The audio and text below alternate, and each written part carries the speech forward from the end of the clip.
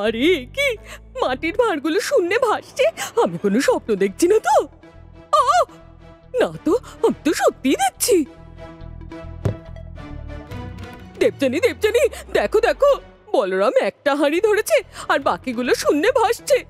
আরে হ্যাঁ তো, মাটির হাঁড়ি কি করে শূন্যে ভাসছে?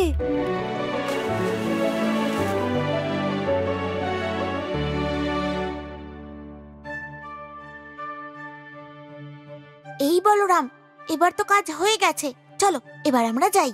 আমার মনে হচ্ছে কিছু তো একটা গন্ডগোল আছে। বলরাম আবার কোনো মন্ত্রতন্ত্র জানে না তো? হ্যাঁ ঠিক বলেছ, কিছু তো গন্ডগোল আছে। বলরাম একা একা এখন কোথায় যাচ্ছে সেটা আমাদের জানতেই হবে। ও বলরাম, ছোলা তো সব শেষ হয়ে গেল, আমার জন্য আরো একটু ছোলা এনে দাও না। আচ্ছা বসো, এনে দিচ্ছি।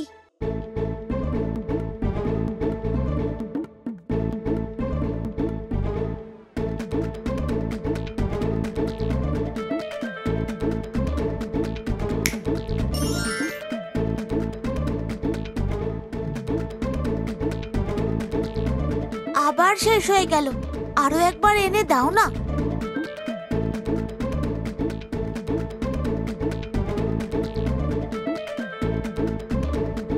দেখলে তো, আবার শেষ হয়ে গেল, আর একবার এনে দেবে?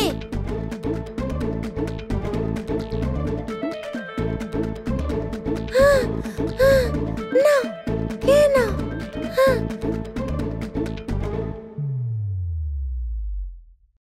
আরো চাই বুঝি? আমি আর যেতে পারবো না, যেটুকু খেয়েছো সেটুকুতেই সন্তুষ্ট থাকো। ঠিক আছে, এই শেষবারের মতো তুমি আরো একটু এনে দাও। সেগুলো আমি খাবো না, সুভদ্রার জন্য নিয়ে যাব। আচ্ছা ঠিক আছে মা, সুভদ্রার জন্য আমি কিছু ছোলা এনে দিচ্ছি।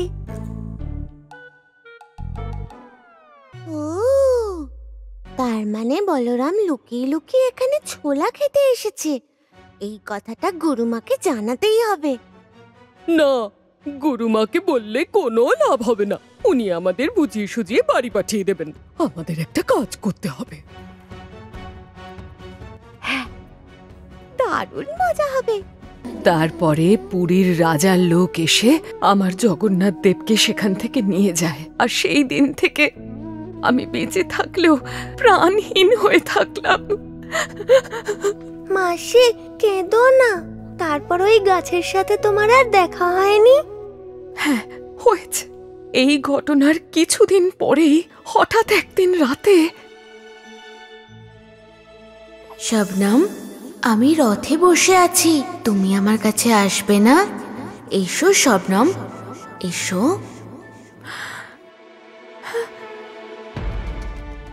জগন্নাথ দেব, জগন্নাথ দেব। তারপর আমি পুরীর রথযাত্রায় এলাম, আর এখানে এসে দেখলাম কি অপূর্ব দৃশ্য।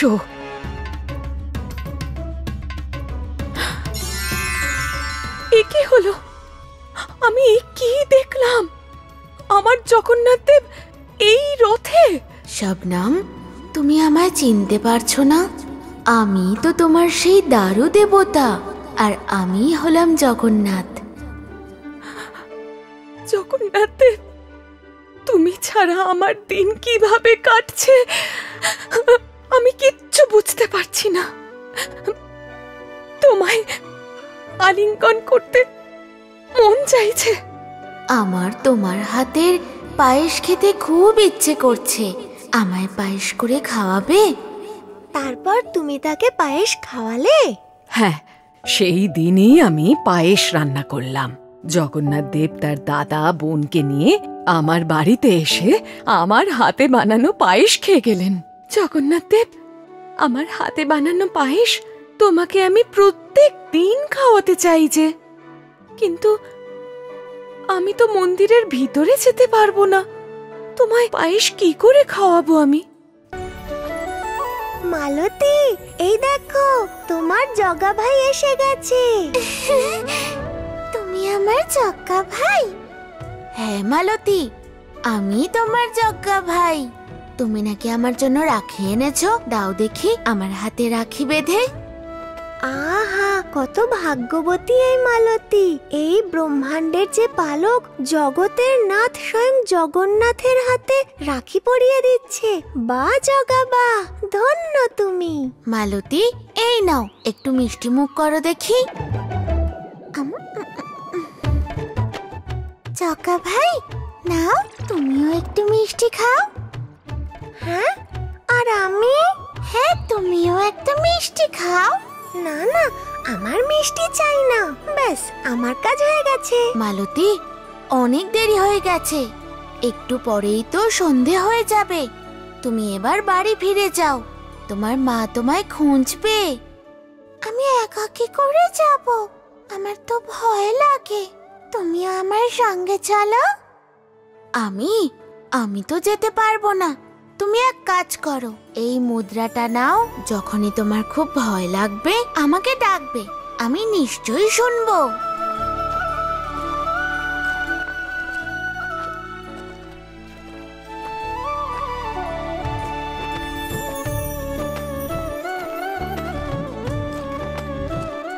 জগা ভাই, আমার যে খুব ভয় লাগছে। হ্যাঁ মালতী, আমি এখানেই আছি, তুমি এগিয়ে চলো, তোমার কিচ্ছু হবে না।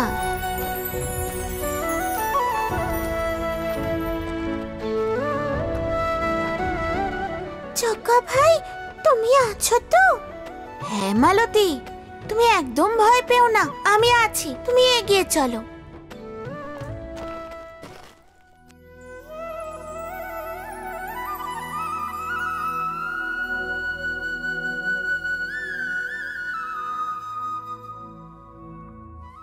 মহিমাময়ের হাতে বাঁধা রাখি। রাখি পূর্ণিমা তো এখনো দিন 2 বাকি আছে। রাখি আবার কে বাঁধলো? এ আবার মহিমাময়ের কেমন তর লীলা। মহারাজকে তো এই কথা জানাতেই হবে।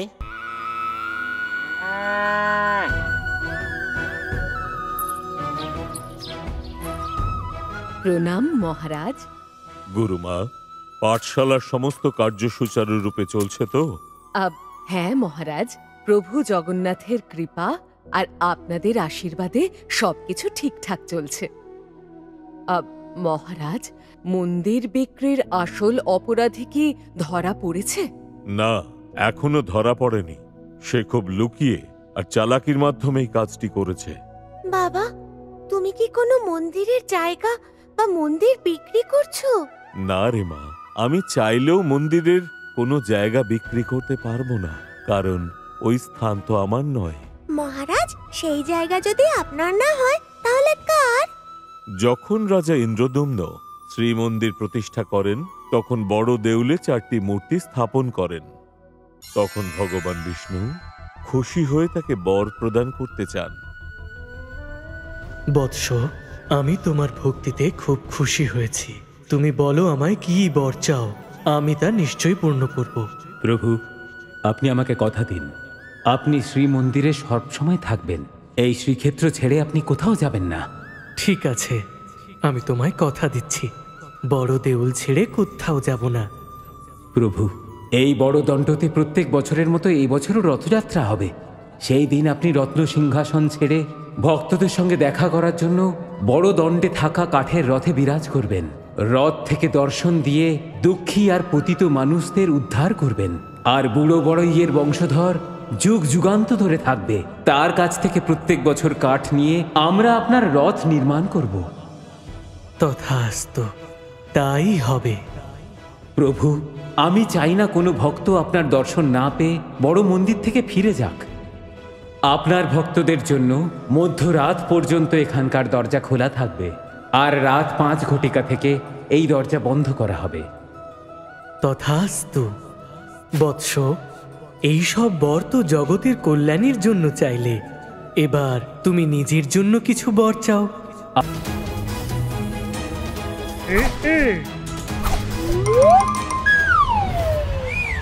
হ্যাঁ,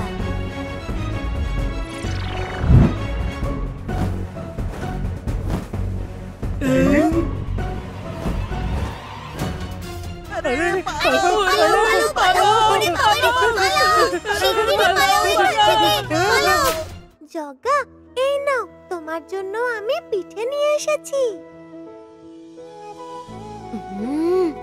আরে বাহ, পিঠে থেকে তো ভারী সুগন্ধ আসছে। হ্যাঁ, তুমি তাড়াতাড়ি খেয়ে নাও। তোমার খাওয়া হয়ে গেলে আমি গুরুকুলে যাব। এমনিতেও অনেক দেরি হয়ে গেছে।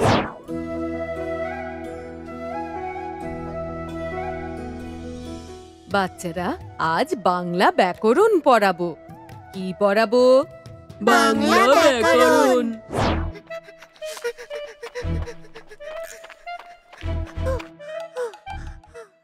গুরুমা, আমি কি বসতে পারি? কি হয়েছে বলরাম? তোমার আসতে আজকে এত দেরি হলো কেন বলো? গুরুমা, জগাকে পিঠে দিয়ে আসতে গিয়ে আজকে দেরি হয়ে গেল। আচ্ছা, বসো। বলরাম, তুই যে বলিস জগা তোর সখা, তাহলে সখাকে কেউ পুজো করে নাকি? তুই কি আবার তার সাথে বড় মন্দিরে থাকার পরিকল্পনা করছিস?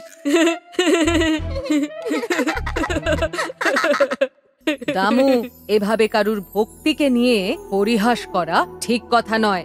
এটা একটা বড় পাপ। অতীতে এরকম ভাবে পরিহাস করে অনেক জ্ঞানী বড় বড় দণ্ড ভোগ করেছেন। গুরুমা, ভক্তিকে নিয়ে মজা করে আগে কে কে শাস্তি পেয়েছে আপনি তাদের নাম বলুন না। সেভাবে বলতে গেলে বহু জ্ঞানী গুণীজন আছেন, কিন্তু শাম্ব বলে একজন জ্ঞানী ব্যক্তি ছিলেন, যিনি ভগবান শ্রীকৃষ্ণের পুত্র ছিলেন, কিন্তু তবুও বড় দণ্ড ভোগ করেছিলেন। গুরুমা, শাম্বকে কি দণ্ড ভোগ করেছিলেন সে কথা আমাদেরও বলুন। হ্যাঁ, ঠিক আছে, শোনো।